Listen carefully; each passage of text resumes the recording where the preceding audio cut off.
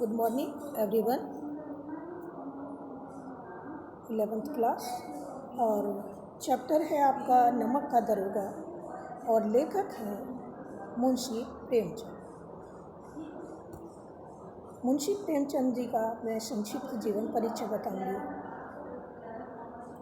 मुंशी प्रेमचंद जी हिंदी साहित्य में कथा सम्राट के नाम से जाने जाते हैं। मुंशी प्रेमचंद जी का जन्म 1880 में लम्हे गांव, जिला बनारस, उत्तर प्रदेश में हुआ था। इनका जो मूल नाम है अर्थात कि बचपन का जो नाम है, मूल नाम उनका धनपत राय था। इन्होंने BA तक की शिक्षा ग्रहण की और राष्ट्रीय आंदोलन में सक्रिय भागीदारी भी निभाई। इन्होंने अपनी सरकारी नौकरी से त्यागपत्र देकर राष्ट्रीय आंदोलन से जुड़ गए। मुंशी प्रेमचंद जी ने बहुत सारी साहित्य में योगदान दिया है और उपन्यास जो हैं इनके सेवा सदन, रंगभूमि, गोदान बहुत ही श्रेष्ठ उपन्यास माने जाते हैं। और कहानी संग्रह भी मानसरोवर 8 खंडों में प्रकाशित है इनकी। और बहुत सारे नाटक भी हैं, करबला, संग्राम, निबंध संग्रह, बहुत सारे जो साहित्य को इन्होंने योगदान जो दिया है उसका वर्णन करना बहुत ही कठिन है मेरे लिए भी।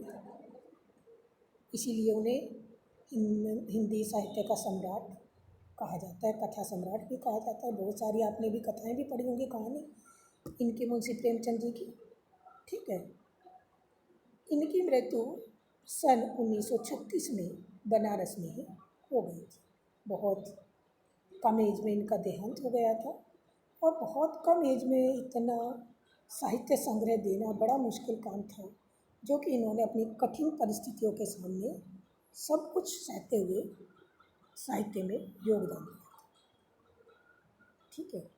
उन्हीं में से एक जो आपका पाठ है नमक का दरोगा। जो नमक का दरोगा तो प्रेमचंद जी ने एक आदर्श यथार्थवाद पर समझिए इसे, बहुत चर्चित कहानी है कि वास्तव में धन के ऊपर धर्म की विजय है, ठीक है। किसके ऊपर? धन के ऊपर धर्म की विजय दर्शाता है, जिसमें एक ईमानदार और कर्तव्यनिष्ठ मुंशी बंशीधर को जो पंडित अलोपी दीन है वह खरीदने की कोशिश करता है, लेकिन जब वह नाकाम होता है, उस चीज़ खरीद नहीं पाता है, तो उनकी वह नौकरी छुड़वा देता है। फिर जब उनकी नौकरी चली जाती है तो अपने आप को क्योंकि वह माफ़ नहीं कर पाता है, खुद को ग्लानि आती है, तो फिर वह इसका सबका पश्चाताप करने के कारण उन्हें अपनी सारी संपत्ति का मैनेजर बना देता है बाद में। और इस कहानी से हमें यही शिक्षा मिलती है, यही दिखता है कि सत्य की जीत हुई है इसमें और मानवीय मूल्यों में आस्था भी उत्पन्न करती है। यह कहानी आशावादी की ओर भी इशारा करती है कि प्रत्येक व्यक्ति के अंदर सत्यनिष्ठ और धर्मपरायण और कर्तव्यनिष्ठ होना कितना सम्मान का विषय है, ठीक है। अब जो है आपका ये पाठ नमक का दरोगा। जब नमक का नया विभाग बना और ईश्वर प्रदत्त वस्तु के व्यवहार करने का निषेध हो गया, तो लोग चोरी छिपे इसका व्यापार करने लगे। अनेक प्रकार के छल प्रपंचों का सूत्रपात हुआ। कोई घूस से काम निकालता था तो कोई चालाकी से अधिकारियों के पोबारा थे, अर्थात कि अधिकारियों को बहुत सारी रिश्वत मिल रही थी। अब मैं इसका आपसे बताऊंगी कि जो सार है कि जब हमारे यहाँ ब्रिटिश शासकों द्वारा नमक पर टैक्स लगा दिया गया था, ठीक है। और नमक पर टैक्स लगने के कारण जब नमक का कानून बना तो उसका पालन करने के लिए एक नया विभाग बना दिया गया, क्योंकि सरकारी जो प्रतिबंध लगाए जाने के बाद नमक का व्यापार फिर भी चोरी छिपके से होता रहता था। अनेक प्रकार से के छल प्रपंचों अर्थात की धोखाधड़ी आदि से चलता रहता है। और बहुत सारे ऑफिसर या बहुत सारे सरकारी कर्मचारी बहुत सारी मोटी रकम लेते और अपनी अच्छी कमाई करते थे। नमक का विभाग मान लिया अधिकारियों के लिए मौज मस्ती का ठिकाना भी बन गया था। लोग नमक विभाग में दरोगा के पद पर कार्य करने के इच्छुक रहते थे। सभी पटवारीगिरी और सर्वसम्मानित पद छोड़कर वे इसी पद की तरफ ज़्यादा भागते थे, क्योंकि इस पर अच्छा खासा उन्हें पैसा और रिश्वत मिल जाया करती थी। अब मुंशी प्रेमचंद जी का मुंशी वंशीधर का दरोगा बनना। मुंशी वंशीधर अपने अनुभवी पिता से एक बहुत ही महत्वपूर्ण ज्ञान लेकर रोजगार की तलाश में निकले। जब मुंशी प्रेमचंद ने सोचा कि मुझे भी एक रोजगार चाहिए, हर कोई व्यक्ति चाहता है कि जब हम बड़े हो जाते हैं नौकरी लगने के लिए, तलाश में निकले ताकि घर की बिगड़ती आर्थिक स्थिति को रास्ते पर लाया जा सके। क्योंकि मुंशी वंशीधर की जो घर की आर्थिक स्थिति थी वह बहुत अच्छी नहीं थी, तो उसे एक रास्ते पर लाने के लिए उन्होंने नौकरी करने की सोची। तो उनके पिता ने उन्हें समझाया, सलाह दी कि बेटा, घर की दुर्दशा देख रहे हो, ऋण के बोझ से हम दबे हुए हैं और लड़कियां हैं जो कि घास फूस की तरफ बढ़ती चली जा रही हैं। ठीक है, मतलब इसका मतलब क्या है कि उनका भी विवाह हमें करना है, तो वहाँ भी हमें पैसे की ज़रूरत पड़ेगी। इसलिए वे बताना चाहते हैं कि घास फूस की तरह लड़कियाँ जल्दी बड़ी हो जाती हैं। और कगारे का वृक्ष, मतलब मैं तो कगारे का वृक्ष, किसके लिए कहा? अपने लिए। मैं तो कगारे का वृक्ष हो रहा हूँ, अर्थात कि मैं बूढ़ा हो चला हूँ, ना मालूम कि कब गिर पड़ूँ, कि मैं कब मेरी मृत्यु हो जाए। तो इसलिए अब तुम ही घर के मालिक हो और तुम्हारे ऊपर इस सब चीज़ का बोझ है। ठीक है, और तुम जैसा भी है एक अच्छी नौकरी की तलाश करो। ठीक है, अब तुम ही इस घर के मालिक हो और नौकरी में जो पद पर ध्यान मत देना, वह तो पीर की मजार है, निगाह चढ़ावे और चादर पर रखनी चाहिए। मतलब निगाह चढ़ावे और चादर पर रखनी चाहिए। ऐसा काम ढूंढना जहाँ कुछ ऊपरी आए, अर्थात कि तुम कोई ऐसा कार्य ढूंढना जहाँ तुम्हें अच्छी खासी रिश्वत मिले। ठीक, जिससे कि तुम्हारा मासिक वेतन तो पूर्णिमा का चांद, जैसे पूर्णिमा का चांद महीने में निकलता है, वैसे ही मासिक वेतन भी आता है। मासिक वेतन मतलब कि हमारी सैलरी, तनख्वाह एक मंथ में आती है, और एक मंथ में वो कब ख़त्म हो जाए नहीं पता चलता है। घटते घटते लुप्त हो जाना, अर्थात कि मंथ के अंत तक आते आते वह समाप्त हो जाती है। अगर ऊपरी आय का कोई स्रोत होगा तो तुम्हारी प्यास हमेशा बुझती रहेगी, अर्थात कि तुम्हारा काम हमेशा चलता रहेगा। इसलिए कोई भी ऐसा कार्य करो जिससे कि ऊपरी आमदनी तुम्हें अच्छी मिले, उसी से बरकत होती है। तुम संवेदवान हो, अर्थात कि तुम अच्छे हो, समझदार हो, तुम्हें मैं क्या समझाऊं। इस विषय में विवेक की बड़ी आवश्यकता है। मनुष्य को देखो, उसकी आवश्यकताओं को देखो, अवसर देखो, मतलब कि अब समय को पहचानो कि उसे कितनी कैसी ज़रूरत है, कैसे उसकी मतलब ज़रूरतें पूरी होंगी, क्योंकि इंसान की ज़रूरतें हमेशा ही बढ़ती रहती हैं। इसी से फिर वंशीधर को समझाते हुए वे आगे कहते हैं कि तुम अपने आप ही समझदार हो, और सौभाग्य से वंशीधर की नौकरी नमक के दरोगा के पद पर लग जाती है। ठीक है, इस समाचार से उनके स्वजन को बहुत खुशी होती है, उनके पिता को भी बहुत खुशी होती है, प्रसन्नता मिलती है। और परंतु उनके पड़ोसियों को इस बात से जरा भी खुशी नहीं हुई है। उन्हें दुख होता है कि वंशीधर की नौकरी इस नमक के विभाग में क्यों लग गई, अर्थात कि उनके हृदय में सूल उठने लगते हैं, अर्थात कि ईर्ष्या के सूल। ठीक है, जाड़े के दिन थे और रात का समय, नमक के सिपाही चौकीदार नशे में मस्त थे। मुंशी वंशीधर को यहाँ आए 6 महीने ही से अधिक नहीं हुए थे, अर्थात कुछ ही समय हुआ था, लेकिन थोड़ी दिनों में उन्होंने अपनी कार्यकुशलता के झंडे गाड़ दिए थे, अर्थात कि बड़े बड़े अफसरों के कायल हो चुके थे कि वंशीधर बहुत अच्छे विचारों वाले व्यक्ति थे। उन्होंने अपनी कार्यकुशलता एवं उत्तम आचार विचार से अफसरों को भी मोहित कर दिया। उनके दफ्तर से 1 मील दूर यमुना नदी बहती थी। उसके ऊपर एक पुल भी बना हुआ था। जाड़े की रात में नमक की जो सुरक्षा के लिए तैनाती की गई थी, और उसमें कुछ सिपाही और चौकीदार नशे में मस्त थे। तभी दरोगा जी की नींद टूटी तो अचानक उन्हें पुल पर गुजरती हुई गाड़ियों की गड़गड़ाहट सुनाई दी। उस आवाज़ को सुनकर वे बाहर निकले और देखा कि गाड़ियों की लंबी कतार वहाँ पर चली जा रही थी। अब गाड़ियों की जो गड़गड़ाहट थी, उसको की जो आवाज़ सुनकर जब वंशीधर वहाँ आए, उन्होंने तुरंत वर्दी पहनकर बाहर निकले तो उन्होंने देखा कि वह कैसी लाइन चली जा रही है। गाड़ियों की एक लंबी कतार पुल के पार जाती हुई देखकर तो डांट कर पूछा कि किसकी गाड़ियाँ हैं। किसके पूछा? मुंशी वंशीधर की। जैसा कि ये आप देख रहे हैं, देखिएगा, तस्वीर भी देखते जाइए साथ साथ, देखो। तो उन्होंने जब पूछा तो जो भी उनके चौकीदार और ये थे, सब सहम गए एकदम कि दरोगा साहब रात में कैसे उठ कर आ गए हैं यहाँ पर, ठीक है। और इस सब से, क्योंकि आलोपी दी बिल्कुल बेफिक्र थे, क्योंकि उनकी आज तक किसी ने गाड़ियाँ ही नहीं रोकी थी, तो उन्हें यही नहीं मालूम था कि कोई तेरी गाड़ी उतारने वाला या रोकने वाला भी मिलेगा।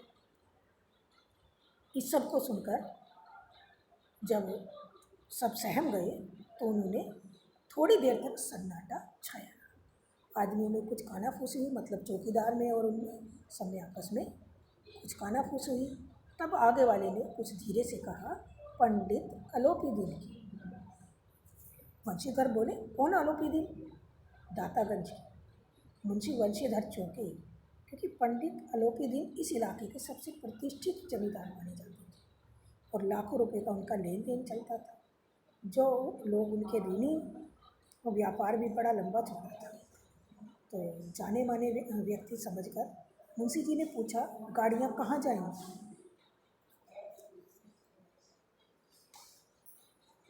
उन्होंने पूछा कि गाड़ियाँ कहाँ जाएंगी? आलोपी दीन इस इलाके के क्योंकि प्रतिष्ठित थे, इस चक्कर में मुंशी वंशीधर ने जब पूछा तो धीरे से उत्तर मिला, कानपुर। लेकिन इस प्रश्न पर कि इनमें क्या है, सन्नाटा छा गया, क्योंकि दरोगा साहब का संदेह और भी बढ़ा। फिर क्यों? क्योंकि इसमें जरूर कोई ना कोई कारण हो। बहुत देर तक जब उत्तर का इंतज़ार किया उन्होंने, कोई उत्तर नहीं मिला, तो वे उनसे बोले कि सब कोई गूंगे हो गए हो, कोई जवाब क्यों नहीं दे रहा है? क्या लगा हुआ है इन सब गाड़ियों में? यह सब फिर भी कोई उत्तर नहीं मिला। उन्होंने घोड़े को एक गाड़ी से मिलाकर बोरे को टटोला तो ब्रह्म जो था उनका वह सही हुआ। उसमें देखा तो उसमें नमक के ढेले था, कि मोटा नमक था। अब पंडित आलोपी दीन अपने सजीले रथ पर सवार होकर सोते हुए बड़े आराम से मस्ती में झूमते हुए आ रहे थे, क्योंकि आज तक किसी ने उनकी गाड़ी रोकी नहीं।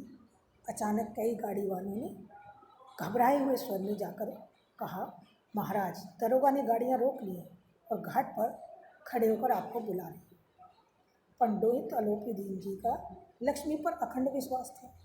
इसका पंडित आलोपी दीन, क्योंकि वे अपने उसमें जो रथ पे बैठे थे, तो वे अपनी सिर्फ लक्ष्मी को ही ज़्यादा मानते थे कि जिसको लक्ष्मी दी जाएगी वही तेरा काम करेगा।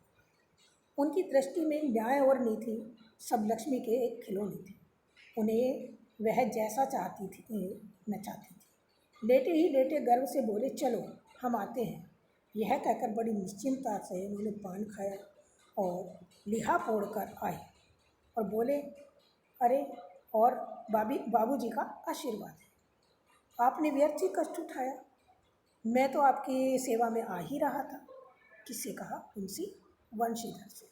उन्होंने कहा कि मैं तो आपके पास आ ही रहा था, क्या देने? रिश्वत देने के लिए, मतलब अपने आप ही आ जाता, आपने क्यों कष्ट उठाया? तो आप मेरी सरकार तो आप ही हैं वंशीधर, पर क्योंकि जोर अभी नया नया उनका ट्रांसफ़र हुआ था, तबादला हुआ था और उनके ऊपर ईमानदारी का नशा चढ़ा हुआ था। उन्होंने कहा कि हम अपना ईमान नहीं बेचते हैं। पंडित अलोपीदीन को गिरफ्तार करने का उन्होंने तुरंत आदेश दिलाया, क्योंकि आज तक से यह कार्य किसी ने नहीं किया था कि पंडित अलोपीदीन को कोई गिरफ्तार कर सके। यह आदेश सुनकर पंडित अलोपीदीन हैरान रह गए और यह उनके जीवन की एक पहली घटना थी कि आदेश के उपरांत भी बदहोशी उन्हें गिरफ्तार करने से घबरा रहा था। जब वंशीधर ने आदेश दिया तो उनका जो कोतवाल था वह उन्हें के आदेश के उपरांत भी अलोपीदीन को गिरफ्तार करने से डर रहा था, घबरा रहा था। फिर अलोपीदीन ने सोचा कि नया लड़का है, दीन भाव से बोले, आप ऐसा ना करें, हमारी इज्जत मिट्टी में मिल जाएगी। कि मतलब हमें आप जो गिरफ्तार करने की कोशिश करें ये ना करें कि हमारी इज्जत मिट्टी में मिल जाएगी। अलोपीदीन ने 40,000 तक की रिश्वत देने के लिए कहा। उन्होंने उसे बार बार लालच देने की कोशिश की, फिर और वे बढ़ाते बढ़ाते उन्होंने उसे कितना कर दिया, 40,000। जब 40,000 के लिए भी वह तैयार नहीं हुए तो पंडित अलोपीदीन बहुत ही स्तब्ध थे और गाड़ी वालों में जैसे कि हलचल मच गई थी। उनके जीवन का यह सबसे पहला मौका था।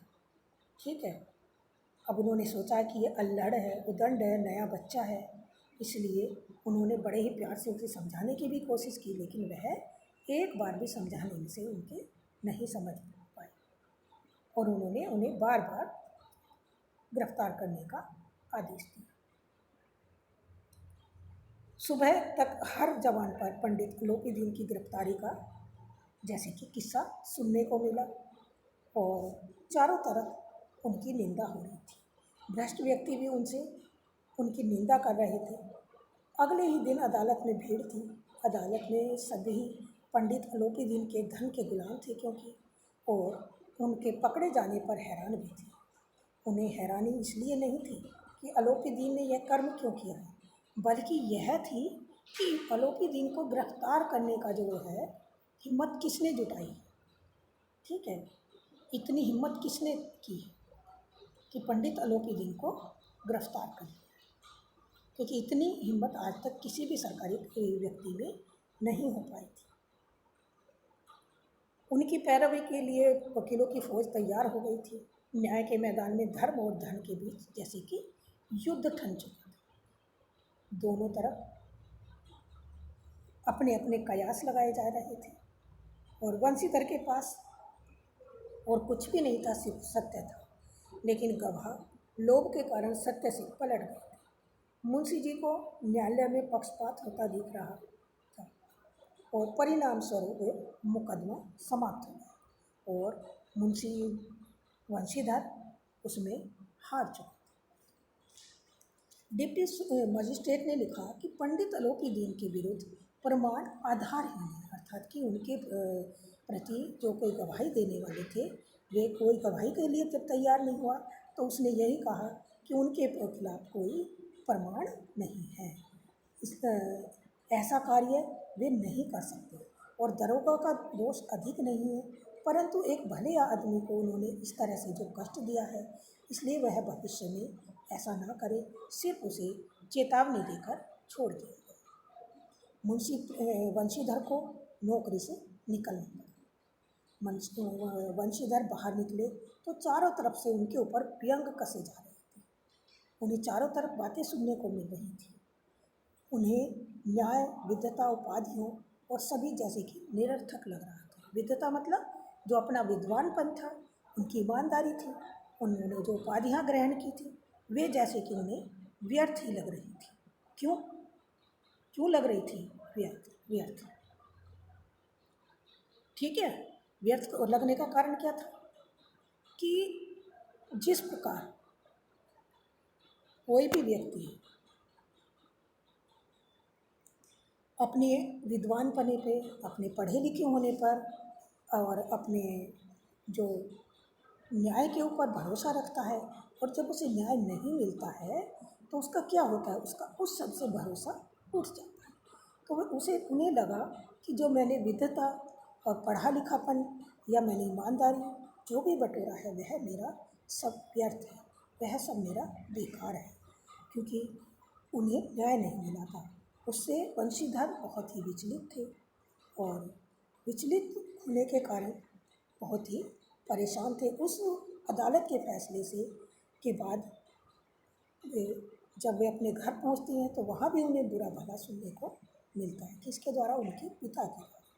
जब वंशीधर को नौकरी से निकाल दिया गया तो घर वालों ने जब यह समाचार सुना तो उन्होंने अपना किसी माता पीटना उनके पिता ने शुरू कर दिया। क्यों कि बड़ी मुश्किलों से, बड़ी मन्नतों से जो नौकरी हासिल की थी वह उसे मिली थी और वह अब समाप्त हो गई थी। ठीक है। इसके उपरांत वंशीधर की जब पहली बार अपने जीवन में इस खेदजनक नाराज़गी व्यक्त की तो वंशीधर को पहली बार जीवन में पश्चाताप का अनुभव हुआ कि शायद मैंने कोई यह सत्य के साथ चलकर या सत्य को अपने को आपको समर्पित करके मैंने कुछ गलत किया है। ठीक है, जबकि ऐसा नहीं था, क्योंकि सत्य हमेशा सत्य ही होता है। ठीक है। पंडित अलोपीदीन फिर उनके पास पहुंचते हैं और प्रस्ताव लेकर जाते हैं किस चीज़ का, अपने जो पूरी संपत्ति थी उनका मैनेजर बनाने के लिए उनके पास पहुंचते हैं। ठीक है। मुंशी वंशीधर के दृढ़ और चारित्रिक बल से पंडित अलोपीदीन बहुत ही प्रभावित हुए थे कि एक थोड़ी उम्र के बच्चे ने, जबकि इस उम्र में बहुत सारा लालच होता है, बहुत सारी चीज़ें होती हैं, तो उसने ये सब नहीं करके बल्कि एक सत्य का साथ दिया है। ठीक है। अलोपीदीन ने उन्हें चौंकाते हुए कहा और वे उनके घर पहुंचकर बोले कि जब पंडित अलोपीदीन को देखा तो उनके पिता घबरा गए और अपने बेटे को बुरा भला कहने लगे। लेकिन पंडित अलोपीदीन ने कहा कि आपका बेटा कुल का तिलक है, अर्थात कि वह कुल का तिलक है, मतलब कि बहुत ही अच्छा और समझदार है, कुल को आगे बढ़ाने वाला है। ऐसे धर्मपरायण मनुष्यों पर तो सर्वस्व अर्पण कर देना चाहिए। किसने कहा? पंडित अलोपीदीन ने। किसके? मुंशी वंशीधर को। और उन्होंने कहा कि जो वंशीधर ने कहा उस दिन आपने मुझे हिरासत में जो लिया था, आज मैं स्वयं आपकी हिरासत में आ गया हूँ। मैंने इस दुनिया में सबको खरीद लिया और सबको अपना मैंने गुलाम बना दिया, लेकिन मुझे परास्त करने वाले सिर्फ आप हैं। जो आपने किया, मैं इसलिए आपके सम्मुख एक आग्रह लेकर आया। आप मेरी सारी संपत्ति के स्थायी मैनेजर बन जाइए और इस मैनेजर के पद को स्वीकार कीजिए। मैं आपको 6,000 वार्षिक वेतन के अतिरिक्त रोजाना खर्च, सवारी, घोड़े, बंगला, नौकर चाकर आदि दूंगा। मुंशी वंशीधर ने उनकी कृतज्ञता जाहिर की। उनके प्रति? किसके प्रति? अलोपीदीन के प्रति। ठीक है। और कृतज्ञता जाहिर करके कहा कि वंशीधर ने हाथ जोड़कर कि मुझ में न तो विद्या है, न बुद्धि है, न अनुभव है, जो इन त्रुटियों की पूर्ति कर सकता है। ऐसे महान कार्य के लिए एक बड़े अनुभवी व्यक्ति की ज़रूरत है, इसलिए तुम मेरे पास मैं कैसे आ सकता हूँ। लेकिन पंडित अलोपीदीन ने कहा कि जो आपके अंदर जो विद्या, बुद्धि और अनुभव सारा कुछ है, वह मैंने अन्य किसी के अंदर नहीं देखा, और मैं आपके को वैसा ही चाहता हूँ देखना जैसा कि एक उस दिन मेरे सामने एक हठी, जिद्दी, उद्दंड और कठोर धर्मनिष्ठ दरोगा था। और मैं भगवान से प्रार्थना करता हूँ कि ये हमेशा आपके अंदर वैसा ही बना रहे। यह सब सुनकर वंशीधर की आंखों में आंसू भर आए और वह कांपते हाथों से और भक्ति भाव से उस नियुक्ति पत्र पर हस्ताक्षर कर दिए और अलोपी दिन भी प्रफुल्लित होकर अर्थात कि प्रसन्न होकर अपने आप में उसे प्रसन्न होकर उन्हें गले से लगा लिया। किसे? मुंशी बंशीधर को। यहाँ जो है किसकी उसकी सत्य की जीत हुई है। और क्योंकि पंडित जो अलोपी दीन थे वह हमेशा ही यही समझते ही नहीं थे कि ईमानदारी भी कुछ है, लेकिन बंशीधर ने उन्हें सिखा दिया कि ईमानदारी भी एक ज़रूरी है और ईमानदारी ही ऐसा पार्ट है हमारी ज़िंदगी का कि जो हम सत्य पर जीत पा सकते हैं। Thank you.